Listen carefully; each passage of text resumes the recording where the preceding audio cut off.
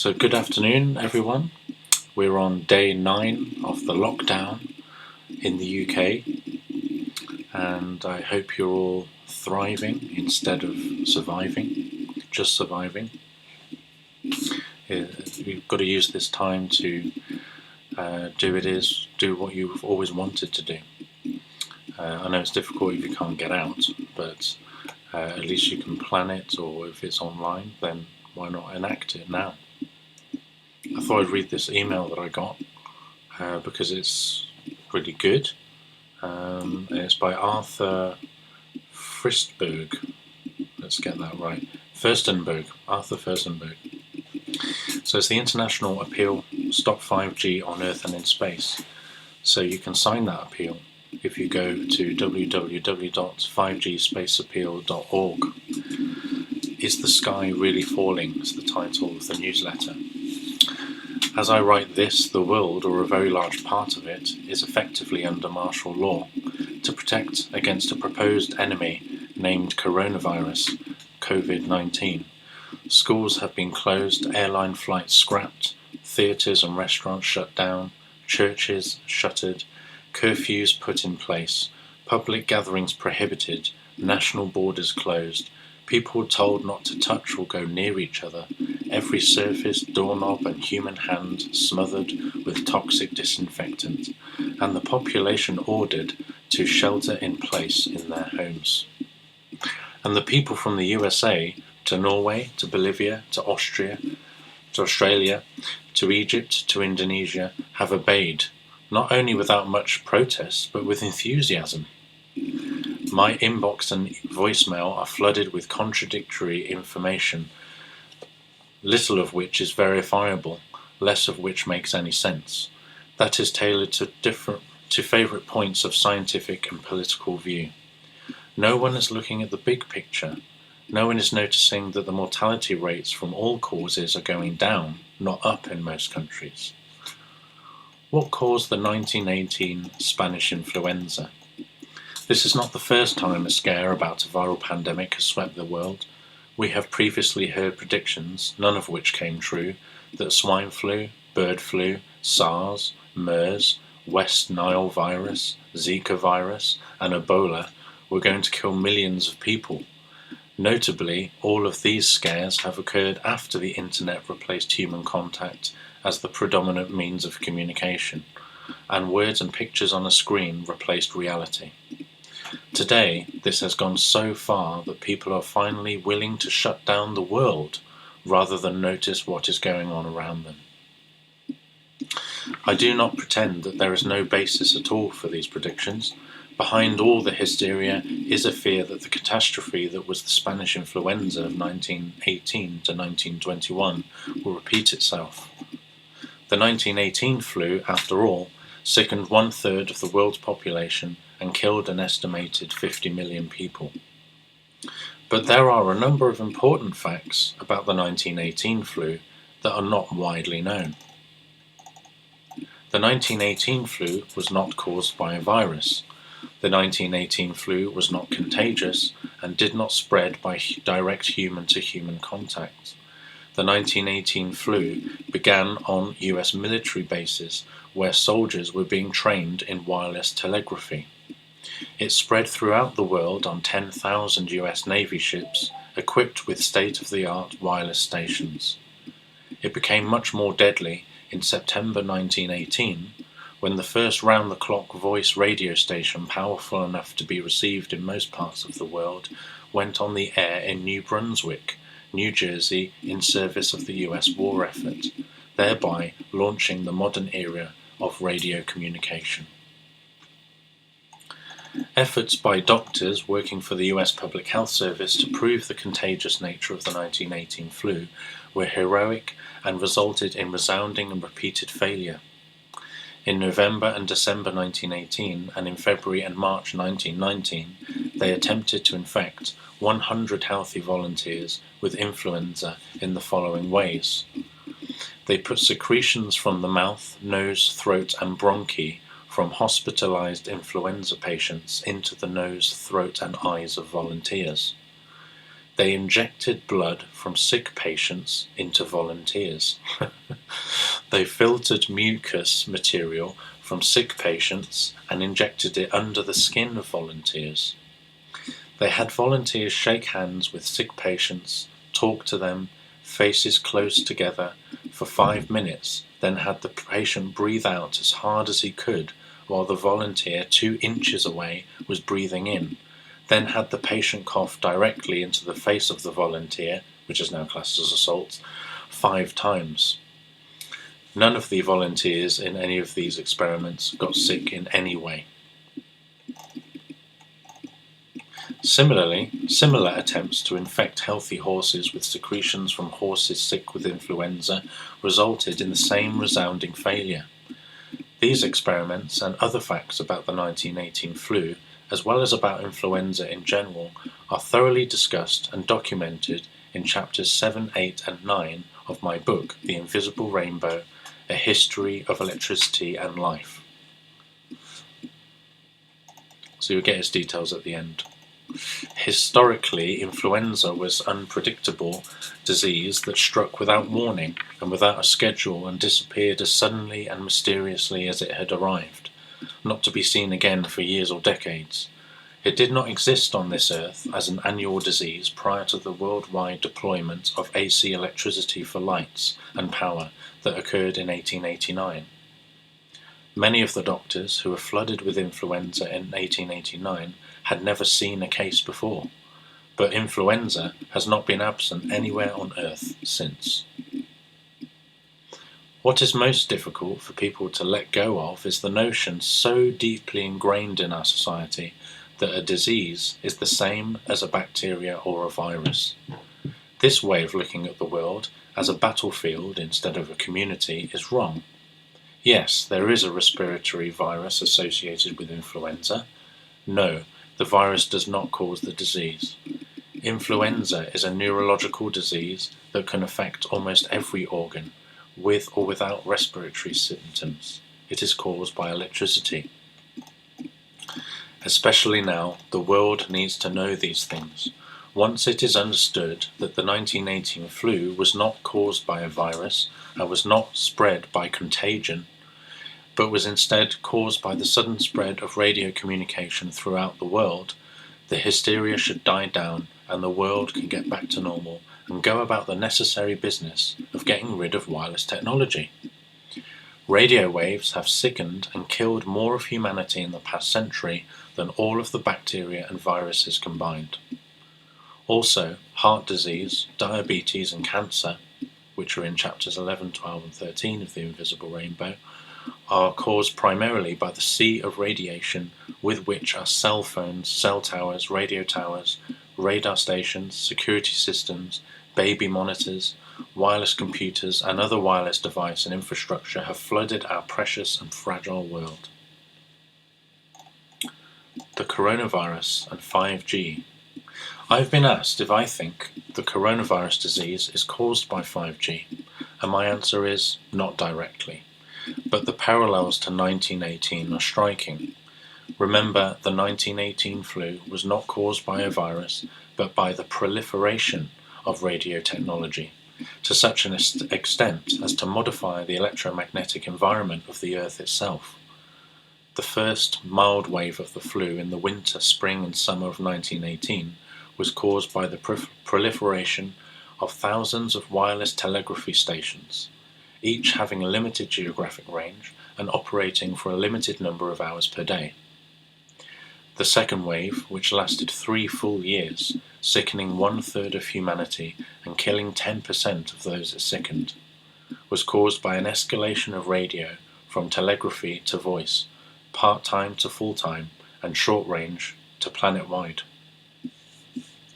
That is parallel to what is happening today. 5G is escalating the radio assault on our planet to a new level, using much higher frequencies, much greater bandwidth, and much greater power levels. The first wave of the coronavirus has accompanied an enormous proliferation of 5G stations on the ground, each having a limited geographic range.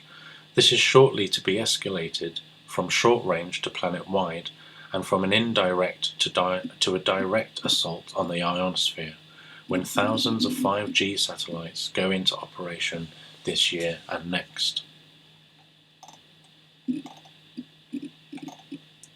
A clue to the electromagnetic nature of the present pandemic comes from an interesting observation. As many as 2/3 of the people who test positive for the coronavirus have lost their sense of smell, and often that is their only symptom and they are otherwise not sick. Loss of sense of smell is a classic sign of the disease that was called radio wave sickness in the former Soviet Union, and that is called electrical sensitivity today.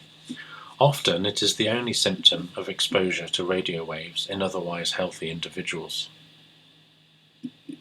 We've got a reference here, investigation of the olfactory sensitivity in persons subjected to the influence of UHF, which is ultra high frequencies, I think. The biological action of ultra high frequencies, yes. Another clue is the frequently reported effects of the coronavirus disease on the cardiovascular system, including arrhythmias, hypertension, tachycardia, and a high proportion of concomitant cardiovascular disease in infected individuals. This was reported on March the 6th, 2020 in Cardiology magazine. There are also classic effects of exposure to radio waves. A third clue is the astonishing variation in the severity of the current pandemic, regardless of the measures taken by governments to prevent person-to-person contact. Why, for example, does Italy have 74,000 cases of coronavirus disease and Japan only 1,200? 80% of the cases identified in Japan have not passed on the infection to anyone else. Tokyo, among the world's most densely packed metropolitan areas with a population of 38 million, has almost no disease. This despite a nationwide quarantine and a shutdown of society in Italy, few measures taken against the disease in Japan. There is no quarantine in Japan, and bars, restaurants and clubs are busy and bustling. Temples are packed, and parks are filled with people viewing cherry blossoms. The subways are packed. Oh, I read that already. Subways are packed, and people are going to work, yet the disease does not spread.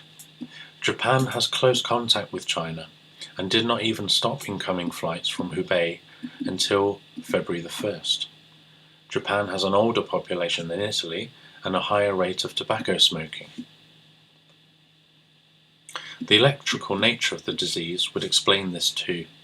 Almost all of Japan is volcanic, and the electrical conductivity of the earth underneath Japan is higher than underneath most of Italy.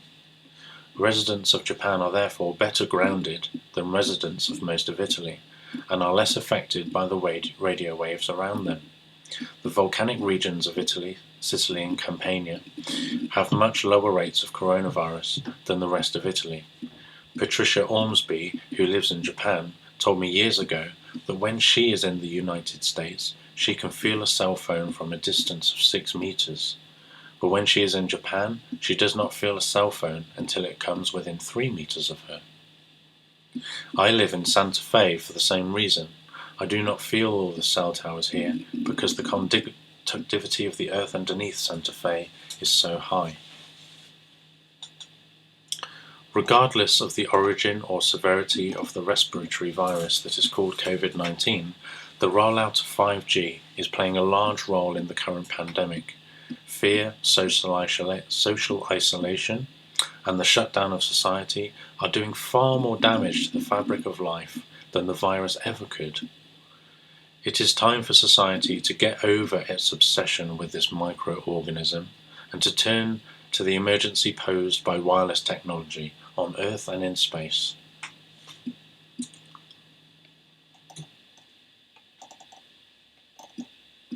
And there's a note about purchasing his book, The Invisible Rainbow, so you can check that out.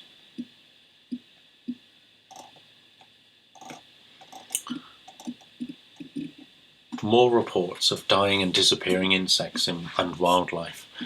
Here are some of the reports that I received in response to my last newsletter, The Flames of Progress, in which I documented the worldwide starvation of insects caused by microwave radiation and the consequent starvation of birds, bats and frogs for lack of insects to eat. Alan Hardman writes from Mexico, I am, like you, astounded by the silence. I also remember driving down the Central Valley of California from college to my parents' house in the 60s and stopping often to scrape and clean my windshield. That problem has now been solved. Kill the bugs and the birds who ate them. Andrea Mercer, who writes from Colorado, I moved to Minnesota in 2006 in the summer. I would see bats flying through the streets and swarms of insects of many species in densities I had never experienced living in Oregon. Year after year they would disappear. Minnesota was saying it was white noise syndrome, blaming that on the disappearance of bats. But it was more to me. The bats didn't have food. I found deformed dragonflies that couldn't fly in Minnesota. Rangaswamy Ramakrishnan writes from India. In India we had sparrows which we used to call Indian sparrows, with brown wings, and we used to see lots of them making nice noises, and the whole variety is now missing in cities. There are still a few left in the villages, all due to 4G. Eva Goldhart writes from Los Angeles. It kills me watching the bees die everywhere I go. There are so many of them on the tennis courts and in one spot in our backyard. I can't figure out why I always see dead bees in the same spot. It makes total sense that they're starving. We pick the bees up, bring them inside, put a few drops of water and honey next to them, and they eat. Sometimes they're able to fly away. I'm 50 years old and I grew up in Poland, and I remember a totally different world. Frogs, toads, hedgehogs, tons of insects. Now I live in Los Angeles and it's a true horror watching the towers popping up everywhere. Everything is slowly dying. I remember those days. This is Karin Eichstadt from South Africa. I remember those days where the windscreens would be smeared with insects. That almost never happens anymore. We are like the frogs in the pot of water, and we don't even notice the temperature rising. Here's Sam Sampson from Scotland. I'm 71, and I remember the myriad of insect and bird life. Yesterday I found a bat unable to get to my roost. I tried to place it in a dry, safe place. Very unusual in winter. Warren Friedman writes from South Africa. I've been blaming EMFs for the decline in insects for over 20 years. I miss the birds and bats. Jean-Émy Martin writes from France. I do understand why you are so bewildered, because I am too. We are very much concerned about the survival of a so low number of bees, insects and bats in our garden and in nature in general. Francisco Gabiola Guerra writes from Belgium. When I go on holidays to the town in Spain where I was born, in the past in summer, you heard all the time crickets in the fields. There were butterflies in the fields. You heard birds all the time. When you went to the fields, there were honeybees everywhere. Today, none of that is present. Antonia Holthusian writes from the Netherlands. I live next to the woods. In May 2016, when I came to live here, there were always so many frogs on my driveway. I could hardly avoid them with my bike. There were that many. But in the last 2 years, I may be glad to see one, maybe two. One dragged itself to my doorstep. I talked to him, but didn't know how to help him. Next time, I'll pick him up and bring him to the woods where I myself can't feel the radiation anymore, and see if this might help him. Last year, I also saw bumblebees stumbling across my lawn. I let one crawl over my hand. What a beautiful creature, wonderful. But I couldn't help them. They died. It became a bumblebee cemetery.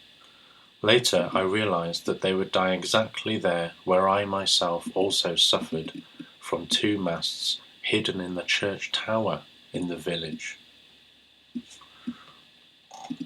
Connie Drummond writes from the UK, insects have gone, small birds are not in the trees, and we are left with a few kestrels and kites, who too are starving and just circling the skies, desperate for grub like vultures. Patricia Ormsby writes from Japan, 5G got switched on in late February. 5 days ago I noticed that the black kites, Milvus migrans, that used to roost around our vegetable field, that left our field when smart meters were installed, but moved on to fields further away with no smart meters, have now fled those fields entirely. Totally empty sky, but lots and lots of ground birds in those fields. What kites still remain have moved to the forest. Each time I have gone out, I have seen 1 or 2 kites attempt to fly out over the fields and then give up. Angela Folds writes from Australia, in Melbourne, millimetre wave trials across 25 of the city just began. This morning on my walk with a neighbour, we were mortified to see dead bees and insects on the ground throughout our long walk, all the way to a nature park and all along the streets back home. So there's a very interesting anecdotal stories there, and that's coming from all around the world, and this is pre-5G that people are seeing this. And when I think myself, I remember a time when there were lots of insects on the windscreen and you had to clean your windscreen, and that definitely doesn't happen anymore. You're lucky if you get 1, 2 flies on your windscreen. In my previous house, the bird population just gradually went lower and lower and lower. You know, they're supposed to wake you up at 3 in the morning, 4 in the morning, when the light starts to crack through in dawn. That's their job, and they sound so amazing. And now you don't hear that anymore. And now I've moved into a new place, which is next to the woods, and I hear the birds again, because they're protected by the trees to some extent. Although I don't see any insects, really. I see much less spiders in the house. Unfortunately, that's a good thing, because I don't like spiders. But I never... Also, I used to have a wasp come in, or a bee, some kind of flying insect, in the morning if I left the crack of the window open, and now it just never happens. So I'm noticing it as well in my life, and I don't see anywhere near as many insects on the floor, or worms. Even walking in the forest, I don't see any. I just see nothing. This isn't normal. And this is why I wanted to read these anecdotal stories, is because let's remember how life should be and was on the planet before all this radio technology came about. We've got to really think about this. So moving on with the newsletter, more satellites launched. On Wednesday, March the 18th, SpaceX launched 60 more satellites into space from Cape Canaveral, Florida, bringing the total of SpaceX's Starlink satellites orbiting the Earth to 350. Also, on March the 18th, OneWeb launched 34 more satellites into space from the Baikonur Cosmodrome in Kazakhstan, bringing the total of OneWeb satellites orbiting the Earth to 74. None of these satellites have yet gone into operation, but on March the 13th, 2020, the Federal Communications Commission, which is FCC, granted SpaceX permission, I bet they did, to sell 1 million user devices to American customers. This has turned a long-standing concern into an emergency. For last fall, SpaceX announced its intention to begin providing 5G service to the northern United States and southern Canada after it had at least 400 satellites orbiting the Earth. The threat to terrestrial life, at least in portions of North America, may now be only weeks away. I have summarized the threat to life posed by SpaceX in previous newsletters, but it bears repeating. The energy for life is provided not only by the food we eat and the air we breathe, but by the electricity that we imbibe from earth and sky, which circulates through our acupuncture meridians, feeding our organs from the day we are born until the day we die. The source of the electricity that sustains us and circulates through our bodies is the Earth's own source of high voltage, the ionosphere. If we pollute that source with millions of pulse-modulated frequencies, we will destroy all life on the surface of the Earth, including the birds in the sky and the fish in the oceans. And since they will all be orbiting in the ionosphere, that is exactly what all these satellites will do. Astronomers study the circulation of energy between the Sun and the ionosphere. Atmospheric physicists study the global electrical circuit between the ionosphere and the Earth. Doctors of Oriental medicine study the circulation of energy within our bodies. Geophysicists are studying the effects of power line radiation on the ionosphere. But nobody is looking at the whole picture. Nobody is asking what the massive pollution of this source of energy will do to the community of life that it nourishes. Experience with Iridium, now operating 66 satellites, and Global Star, now operating 48 satellites, tells us that the extinction of life will not be gradual. If thousands of satellites are turned on at once, it will be sudden and devastating. If service begins with only hundreds of satellites to a limited part of the world and increases to global coverage from thousands of satellites next year, it may be a little less sudden, but the end result, the extinction of most life, will be the same.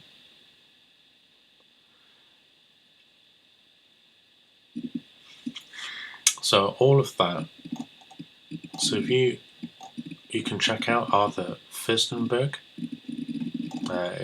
and the 5G space appeal. You can also, he's got a phone number, an email, an address there. You can also get a copy of this newsletter, and I'll be certainly checking out his other newsletters because he does have a very good overall picture of things. So I'll leave the title up for you just to see that again. So go to 5gspacepill.org, check out Arthur Firstenberg, and I'll see you next time.